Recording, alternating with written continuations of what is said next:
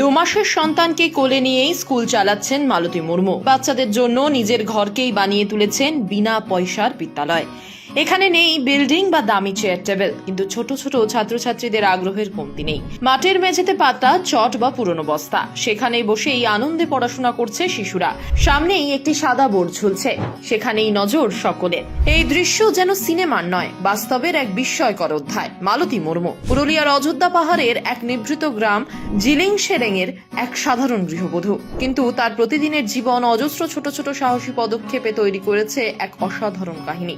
মালতীর বিয়ের আগে পড়াশোনা চলছিল, কিন্তু বিয়ের পরই তিনি বুঝলেন এই পাহাড়ি অঞ্চলের মানুষ এখনো অশিক্ষার অন্ধকারে ডুবে আছেন। শিশুদের স্কুলে যাওয়ার সুযোগ নেই, অভিভাবকরাও লেখাপড়ার গুরুত্ব বোঝেন না। তখনই মালতীর মনে জাগে এক দৃঢ় সংকল্প, আমি না পারলে কে পারবে। 2020 সাল, পৃথিবী তখন থমকে গেছে লকডাউনে। শহরে স্কুল বন্ধ, আর স্কুল না থাকার কারণে এই পাহাড়ি গ্রামের শিশুদের কাছে তো শিক্ষার দরজাই তখনও ঠিক মতো খোলেনি।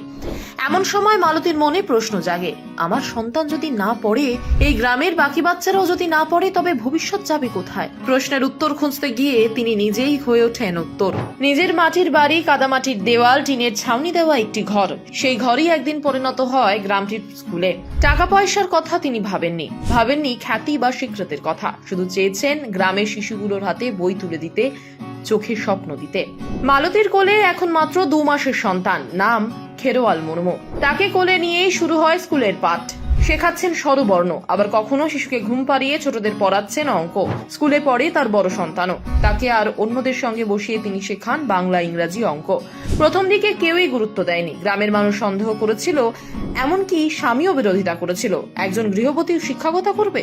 এমন অবজ্ঞা মালতীকে দমাতে পারেনি, বরং সময়ের সঙ্গে সঙ্গে তার ইচ্ছা শক্তির কাছে হার মানে সব বাধা।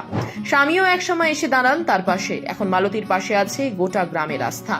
আজ মালতীর পাঠশালায় প্রতিদিন আসে 60 থেকে 65 জন শিশু। সবাই আসে হেঁটে, মেঠো পথ পেরিয়ে স্কুল নামের সেই আলোর ঘরে, যেখানে নেই বেঞ্চ ডেস্ক, নেই বিল্ডিং, আছে শুধু এক মায়ের প্রাণ ভরা শিক্ষা আর ভালোবাসা।